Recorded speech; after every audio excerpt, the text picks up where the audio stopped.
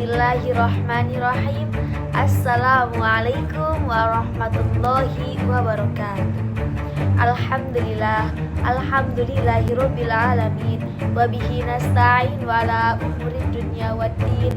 Wassalatu wassalamu ala asyrafil anbiya'i wal mursalin wa ala alihi wa sahbihi ajma'in, amma ba'd.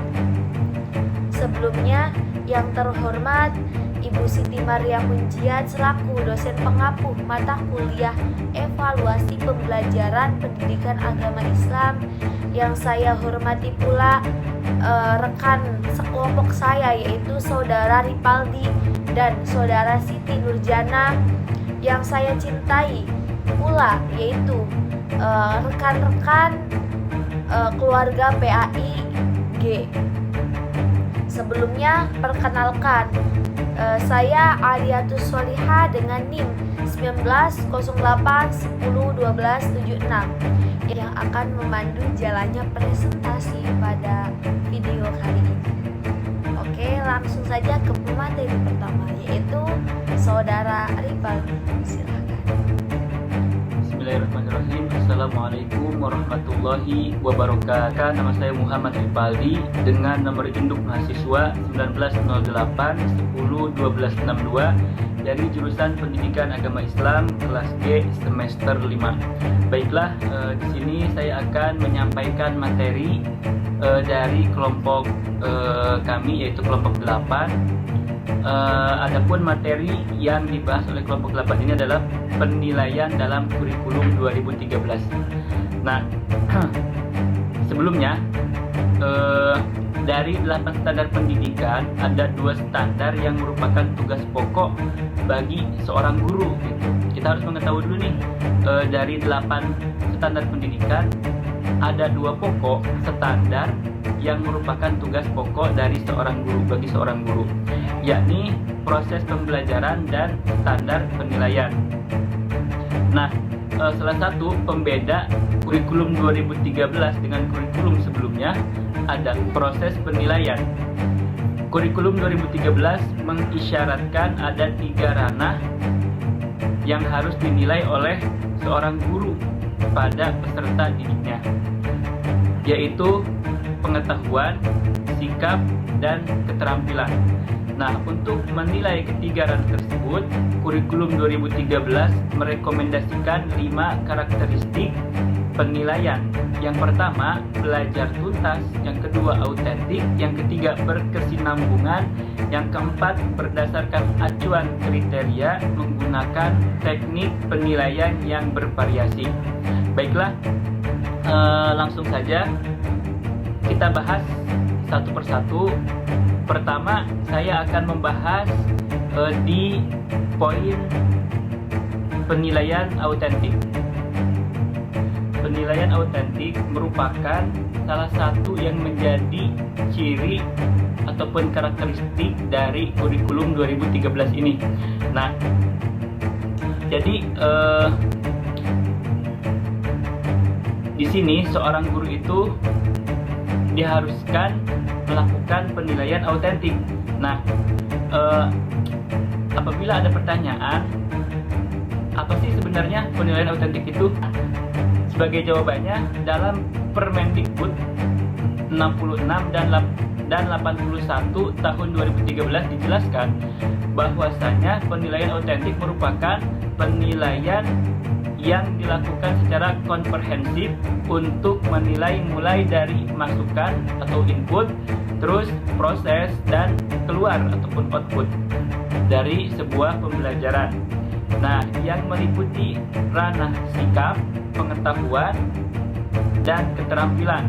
Nah, penilaian autentik di sini tuh menilai kesiapan peserta didik serta proses dan hasil belajar secara utuh. Keterpaduan penilaian ketiga komponen tersebut yang tadi antara input, proses, dan output, nah akan menggambarkan kapasitas, gaya, dan hasil belajar peserta didik, bahkan mampu menghasilkan dampak penilaian autentik tidak hanya mengukur apa yang diketahui oleh peserta didik, tetapi lebih menekankan mengukur apa yang dapat dilakukan oleh peserta didik. Selanjutnya ke poin yang kedua, yaitu penilaian pencapaian kompetensi pengetahuan. Nah, untuk peserta mencakup kompetensi sikap, pengetahuan, dan keterampilan yang dilakukan sehingga dapat digunakan untuk menentukan posisi relatif setiap peserta didik terhadap standar yang telah ditetapkan.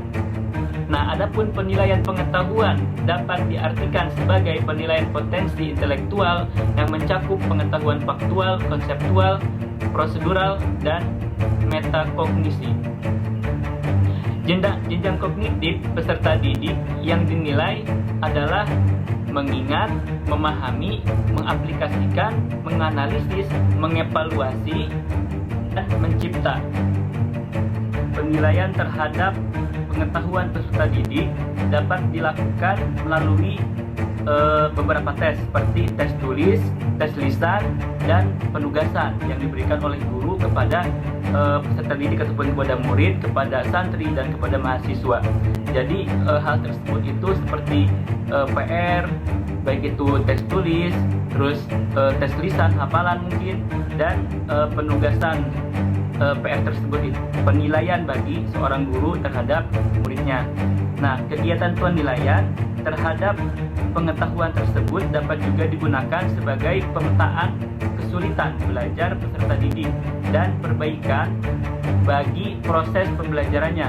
Nah, pedoman penilaian kompetensi pengetahuan ini dikembangkan sebagai rujukan teknis bagi pendidik untuk melakukan penilaian sebagaimana dikehendaki dalam Peraturan Menteri Pendidikan dan Kebudayaan Nomor 66 Tahun 2013. Baik, berlanjut selanjutnya pembahasan tentang penilaian pencapaian kompetensi sikap. Nah, sikap bermula dari perasaan yang terkait dengan kecenderungan seseorang dalam merespon sesuatu ataupun objek.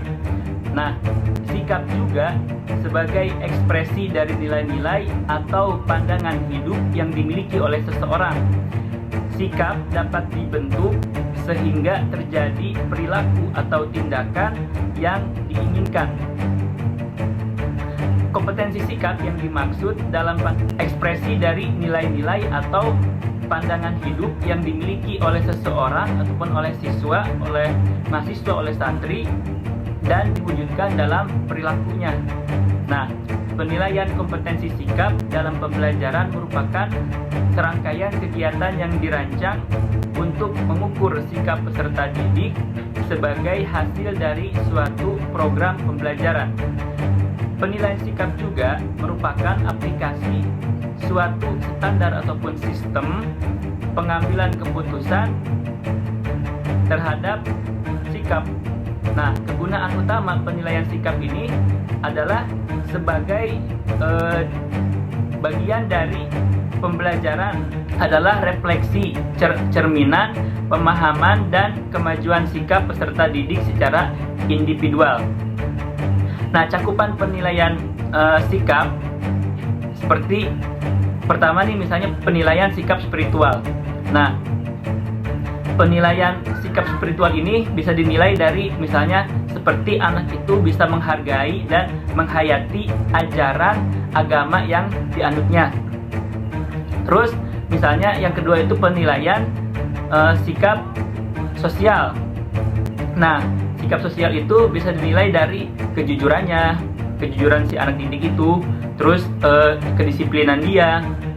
Misalkan kedisiplinan dalam hal masuk sekolah, terus masuk setelah istirahat, terus tanggung jawabnya, misalkan diberikan pekerjaan rumah oleh seorang guru tersebut, ia mengerjakannya dan mengumpulkannya tepat waktu, serta toleransi, gotong royong, santun, dan percaya diri. Berlanjut, adapun sikap dan indikatornya. Yang pertama, sikap spiritual. Nah, sikap spiritual ini mempunyai indikator. Yang pertama itu berdoa sebelum dan sesudah kita menjalankan sesuatu. Misalnya kita mau mengadakan kegiatan belajar mengajar nih di kelas. Nah, kita awali dengan berdoa. Bisa dengan berdoa menurut kepercayaan agamanya masing-masing. Yang selanjutnya juga ketika kita akan mengakhiri dari kegiatan belajar mengajar di kelas itu, kita juga sebaiknya untuk berdoa terlebih dahulu sebelum kita bubar dari kelas tersebut. Nah, selanjutnya itu adalah sikap menghargai dan menghayati ajaran agama yang dianut. Contoh indikator dari sikap tersebut yaitu pertama, kita bisa mengetahui indikatornya dari berserah diri ataupun tawakal kepada Allah setelah berikhtiar ataupun setelah kita berusaha gitu. Yang kedua itu menjaga lingkungan hidup di sekitar rumah tempat tinggal, sekolah dan masyarakat. Nah, itu mungkin yang bisa dilihat ketika kita mau menganalisis ataupun menganalisa dari perilaku yang terdapat di diri anak didik kita. Selanjutnya itu adalah sikap. Nah, sikap sosial ini yang pertama itu adalah jujur. Nah, jujur itu adalah perilaku yang dapat dipercaya dalam perkataannya, tindakannya, dan pekerjaan. Nah, indikatornya seperti siswa itu tidak menyontek dalam mengerjakan ujian ataupun ulangan, baik UTS ataupun UAS. Terus tidak menjadi plagiat kalau untuk mahasiswa, ataupun tidak plagiarism, mengambil ataupun menyalin karya orang lain tanpa menyebutkan sumber. Yang kedua, sikapnya itu disiplin. Nah, disiplin itu adalah tindakan yang menunjukkan perilaku tertib dan patuh pada berbagai ketentuan dan peraturan. Indikatornya ya seperti datang tepat waktu. Selanjutnya itu adalah tanggung jawab. Nah, tanggung jawab ini adalah sikap dan perilaku seseorang untuk melaksanakan tugas dan kewajibannya yang seharusnya dia lakukan terhadap diri sendiri, masyarakat, lingkungan, alam, lingkungan sosial, lingkungan budaya, negara, dan kepada Tuhan Yang Maha Esa. Nah, indikatornya itu pertama bisa si seseorang tersebut ataupun siswa tersebut itu melaksanakan tugas individu dengan baik, terus menerima risiko dari tindakan yang dia lakukan.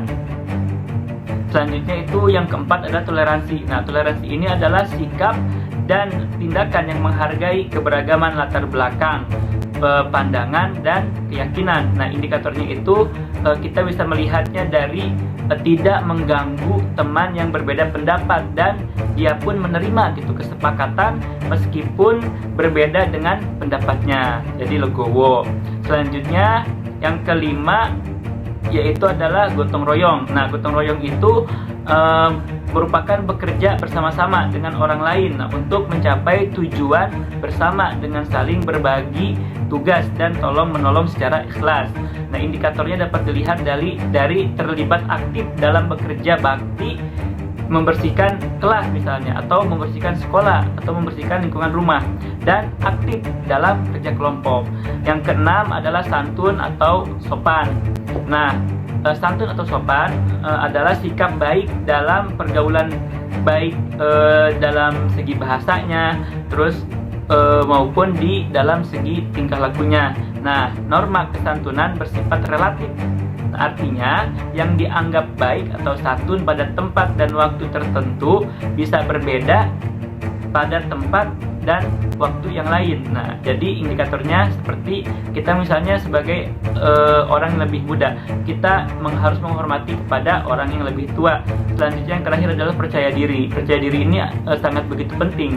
Percaya diri itu merupakan kondisi di mana mental ataupun psikologis seseorang yang memberi keyakinan kuat untuk berbuat atau bertindak. Nah, gitu. Jadi indikatornya bisa dilihat dari berpendapat atau melakukan kegiatan tanpa ragu-ragu. Jadi kalau mau pikir aku amitorik. Wassalamualaikum warahmatullahi wabarakatuh. Saya kembalikan lagi kepada Ibu Moderator. Oke, gimana presentasi dari Saudara Ripaldi ini? Sangat memuaskan, bukan? Oke, sangat memuaskan ya. Pastinya dengan penerangan penjelasan yang begitu jelas, insya Allah teman-teman PAIG semester 5 ini bisa memahami dengan sepenuhnya ya. Terima kasih. Oke, lanjut ke pemateri selanjutnya yaitu Mbak Siti Nurjana. Kepadanya dipersilakan. Baik, selanjutnya saya Siti Nurjana dengan nomor NIM 1908101263 dari kelas PAIG semester 5. Di sini saya akan melanjutkan materi selanjutnya, yaitu tentang penilaian pencapaian kompetensi keterampilan. Penilaian pencapaian kompetensi keterampilan merupakan penilaian yang dilakukan terhadap peserta didik untuk menilai sejauh mana pencapaian SKL, KI, dan KD khusus dalam dimensi keterampilan. Nah, cakupan penilaian dimensi keterampilan ini meliputi keterampilan dalam ranah konkret, mencakup aktivitas menggunakan, mengurai, merangkai, memodifikasi, dan membuat. Nah, terus sedangkan dalam ranah abstrak, keterampilan ini mencakup aktivitas menulis, membaca, menghitung, menggambar, dan mengarang. Pada setiap akhir tahun pembelajaran, sesuai dengan peraturan Menteri Pendidikan dan Kebudayaan nomor 68 tahun 2013 tentang kerangka dasar dari struktur kurikulum kompetensi ini keterampilan atau K1-4. Nah, yang terjadi tagihan di masing-masing kelas adalah sesuai dengan satuan pendidikan. Rumusan kompetensi dasar dikembangkan dengan memperhatikan karakteristik peserta didik, kemampuan awal serta ciri dari suatu mata pelajaran. Ranah keterampilan diperoleh melalui aktivitas mengamati, menanya, mencoba, terus menalar, menyajikan atau menciptakan, ya. Baik, selanjutnya yaitu ada teknik penilaian kompetensi keterampilan. Nah, teknik penilaian kompetensi keterampilan ini dibagi menjadi beberapa bagian. Yang pertama ada penilaian praktik. Penilaian praktik ini merupakan penilaian yang menuntut respon berupa keterampilan melakukan sesuatu aktivitas atau perilaku sesuai dengan tuntunan kompetensi. Nah, penilaian praktik ini dilakukan dengan mengamati kegiatan peserta didik dalam melakukan sesuatu. Kemudian penilaian ini digunakan untuk menilai ketercapaian kompetensi yang menuntut peserta didik melakukan tugas tertentu seperti misalnya praktek di laboratorium, kemudian praktek sholat, praktek olahraga, lalu bermain peran, atau misalnya memainkan alat musik, bernyanyi, membaca puisi atau deklamasi, dan sebagainya. Nah, untuk dapat memenuhi kualitas perencanaan dan pelaksanaan penelitian praktek, berikut ini adalah petunjuk teknis dan acuan dalam merencanakan melakukan penilaian melalui tes praktek. Nah, kemudian yang kedua ada perencanaan penilaian tes praktek. Langkah yang harus dilakukan dalam merencanakan tes praktek ini, yang pertama, menentukan kompetensi yang penting untuk dinilai melalui tes praktek. Kemudian yang kedua yaitu menyusun indikator hasil belajar berdasarkan kompetensi yang akan dinilai. Lalu yang ketiga ada menguraikan kriteria yang menunjukkan pencapaian indikator hasil pencapaian kompetensi. Kemudian menyusun kriteria ke dalam rubrik penilaian, lalu menyusun tugas sesuai dengan rubrik penilaian, menguji cobakan tugas jika terkait dengan kegiatan praktek itu atau penggunaan alat. Jadi yang keenam itu menguji cobakan tugas jika terkait dengan kegiatan praktikum atau penggunaan alat. Lalu ada memperbaiki berdasarkan hasil uji coba jika dilakukan uji coba. Lalu ada menyusun kriteria atau batas kelulusan. Oke, terima kasih disampaikan Mbak Siti Nurjana. Gimana? Mbak Siti Nurjana juga sangat menarik ya untuk pembacaan penjelasan materinya. Oke, kita langsung berlanjut saja ke pemateri selanjutnya, yaitu saya sendiri. Oke. Bismillahirrahmanirrahim. Saya di sini akan sedikit menjelaskan tentang penilaian berbasis proyek. Penilaian berbasis proyek.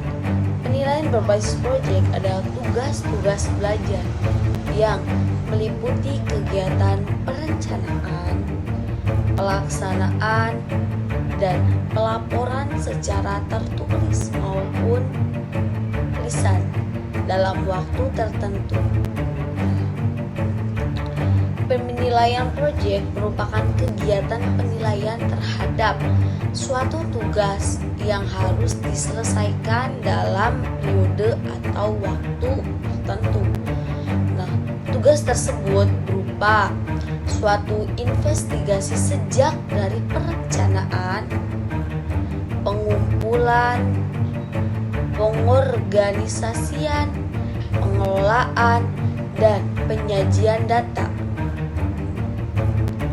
Penilaian proyek dapat digunakan untuk mengetahui pemahaman, kemampuan mengaplikasikan, penyelidikan, dan menginformasikan peserta didik pada mata pelajaran dan indikator atau topik tertentu secara jelas.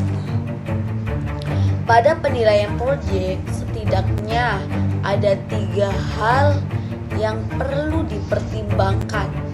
Yang pertama, yaitu kemampuan pengelolaan.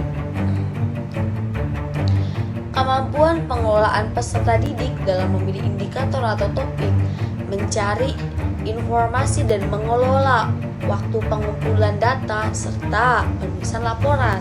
Yang kedua, relevansi. Kesesuaian dengan mata pelajaran dan indikator atau topik dengan mempertimbangkan tahap pengetahuan, pemahaman, dan keterampilan dalam pembelajaran. Dan yang ketiga, yaitu keaslian. Proyek yang dilakukan secara peserta didik harus merupakan hasil karyanya dengan mempertimbangkan kontribusi guru berupa petunjuk dan dukungan terhadap proyek peserta didik. Nah, selanjutnya, untuk menjalin kualitas perencanaan dan pelaksanaan penilaian proyek perlu dikemukakan petunjuk teknis.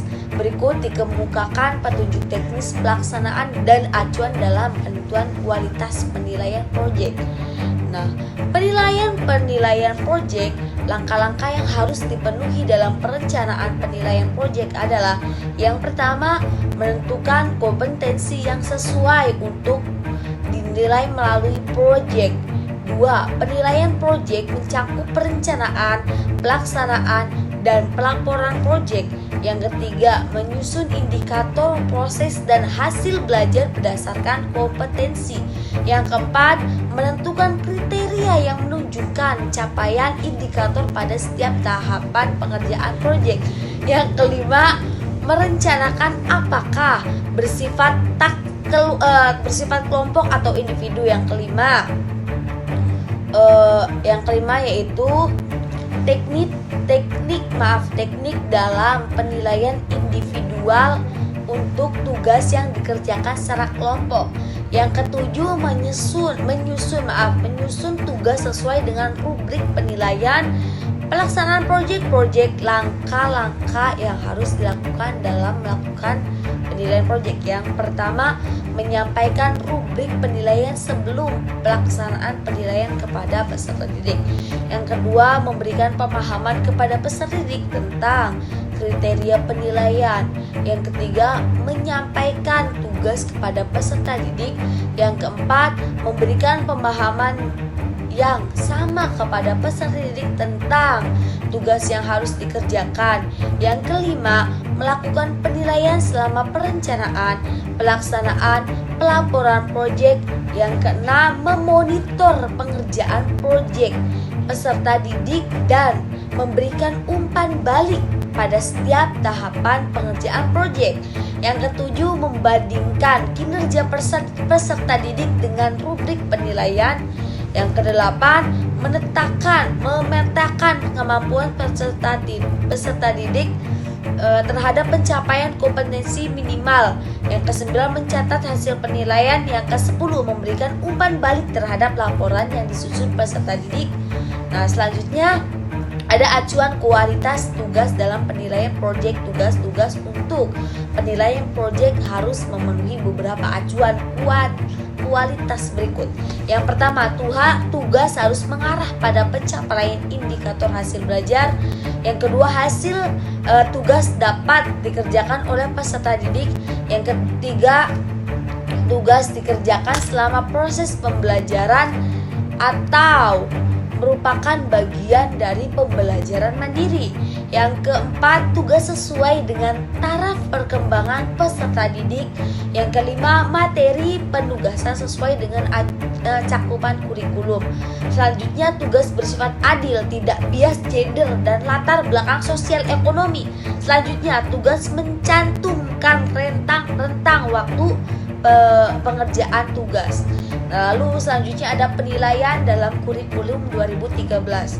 Nah, acuan kualitas rubrik dalam penilaian proyek. Rubrik untuk penilaian proyek harus memenuhi beberapa kriteria berikut. Yang pertama, rubrik dapat mengukur target kemampuan yang akan diukur atau valid ya. Yang kedua, rubrik sesuai dengan tujuan pembelajaran. Yang ketiga, indikator menunjukkan kemampuan yang dapat diamati, observasi. Yang keempat, indikator menunjukkan kemampuan yang dapat diukur. Yang kelima, rubrik dapat memetakan kemampuan peserta didik. Yang keenam, rubrik menilai aspek-aspek penting pada proyek peserta didik. Nah, mungkin itu selanjutnya akan dibahas kembali oleh saya. Oke, terima kasih. Oke, selanjutnya penilaian portofolio. Nah, penilaian portofolio adalah penilaian yang dilakukan dengan cara menilai kekumpulan seluruh karya peserta didik dalam bidang tertentu yang bersifat reflektif integratif untuk mengetahui minat, perkembangan, prestasi, dan atau kreativitas peserta didik dalam kurun waktu tertentu. Nah, karya tersebut dapat berbentuk tindakan nyata yang mencerminkan kepedulian peserta didik terhadap lingkungannya.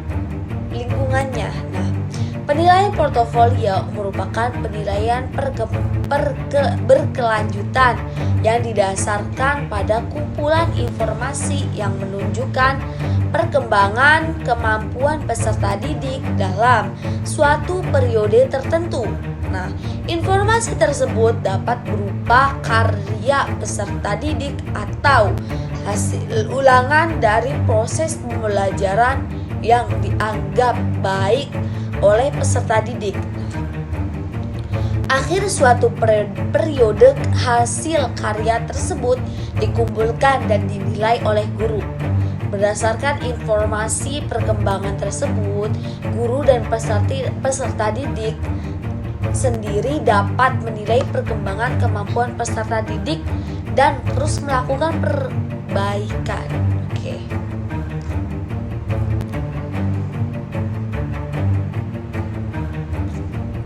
Perencanaan penilaian portofolio.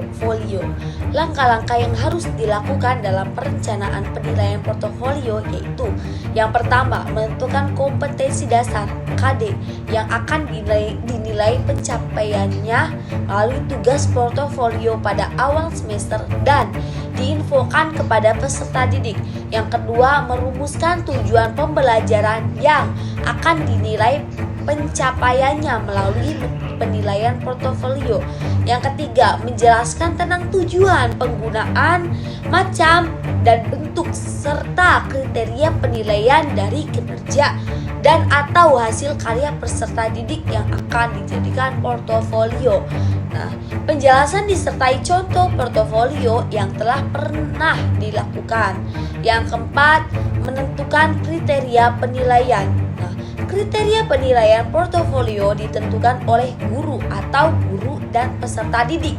Yang kelima, menentukan format pendokumentasian hasil penilaian portofolio, minimal memuat topik kegiatan tugas portofolio, tanggal penilaian, dan catatan pencapaian tingkat kesempurnaan portofolio.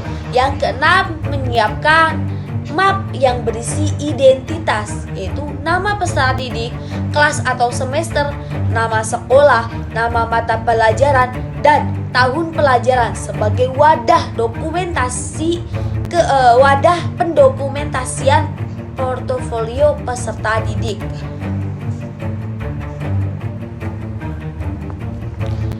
Pelaksanaan penilaian portofolio. Pelaksanaan penilaian portofolio harus memenuhi beberapa kriteria berikut. Yang pertama, melaksanakan proses pembelajaran terkait tugas portofolio dan menilainya pada saat kegiatan tatap muka. Tugas terstruktur atau tugas mandiri tidak terstruktur disesuaikan dengan karakteristik mata pelajaran dan tujuan kegiatan pembelajaran. Yang kedua, melakukan penilaian portofolio berdasarkan kriteria penilaian yang telah ditetapkan atau disepakati bersama dengan peserta didik. Nah, penilaian portofolio oleh peserta didik bersifat sebagai evaluasi diri. Nah, yang ketiga, peserta didik mencatat hasil penilaian portofolionya untuk bahan refleksi dirinya. Yang keempat, mendokumentasikan hasil penilaian portofolio sesuai format yang telah ditentukan. Yang kelima, memberi umpan balik terhadap karya peserta didik secara berkesinambungan dengan cara memberi keterangan kelebihan dan kekurangan karya tersebut.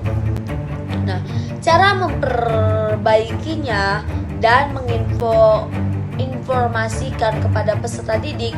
Yang keenam, memberikan identitas, yaitu nama dan waktu penyelesaian tugas, mengumpulkan dan menyimpan portofolio masing-masing dalam satu map atau folder di rumah masing-masing atau di loker sekolah. Yang ketujuh, setelah suatu karya dinilai dan nilainya belum memuaskan, peserta didik diberi kesempatan untuk memperbaikinya. Yang kedelapan, membuat kontrak atau perjanjian mengenai jangka waktu perbaikan.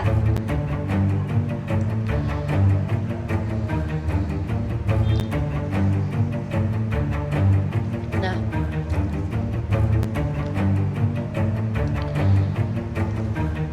selanjutnya dan penyerahan karya hasil perbaikan kepada guru. Yang kesembilan, memamerkan dokumentasi kinerja dan atau hasil karya terbaik portofolio dengan cara menempel di kelas. Yang ke-10, mendokumentasikan dan menyimpan semua portofolio ke dalam map yang telah berisi identitas masing-masing peserta didik untuk bahan laporan kepada sekolah dan orang tua peserta didik.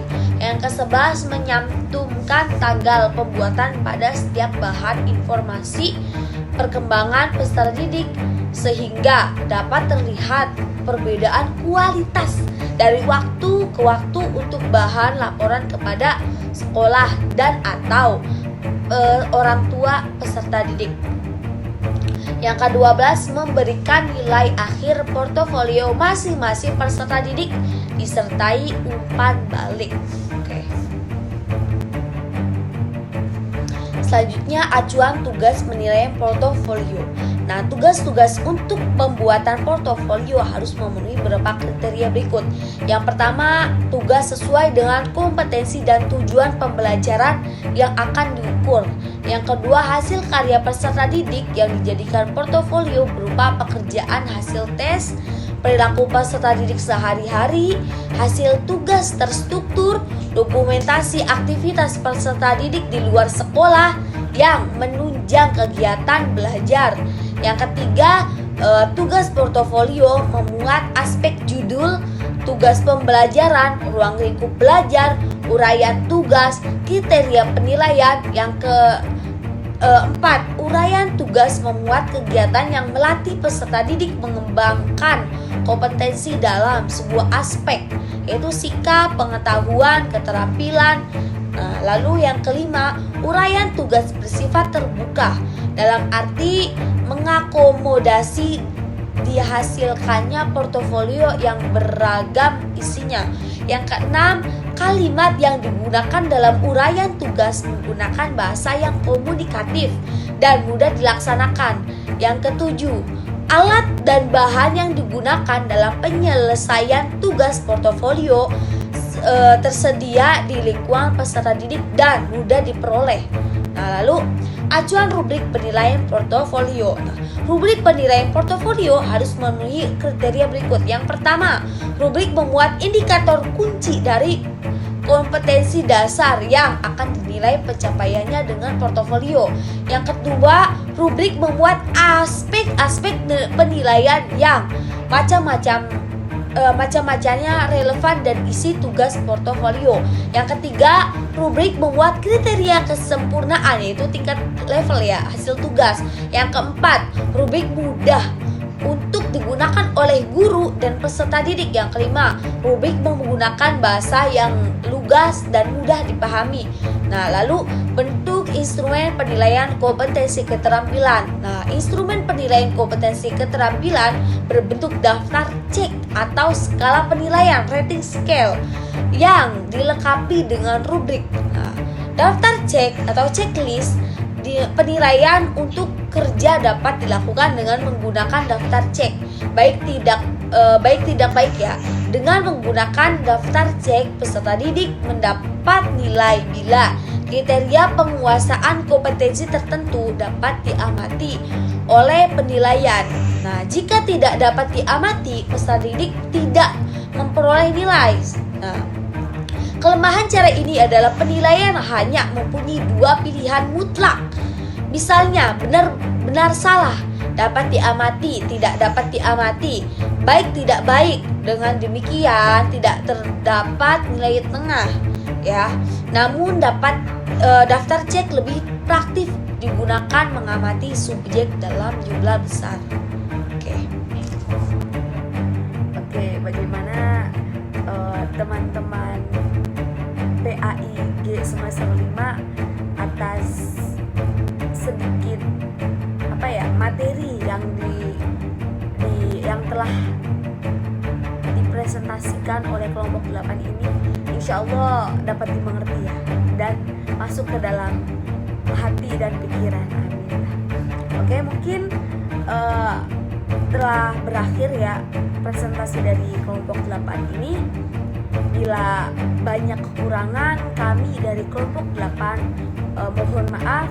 Saya Aliatus Solihah undur diri. Wallahul muwaffiq ila aqwamit thoriq. Wassalamualaikum warahmatullahi wabarakatuh.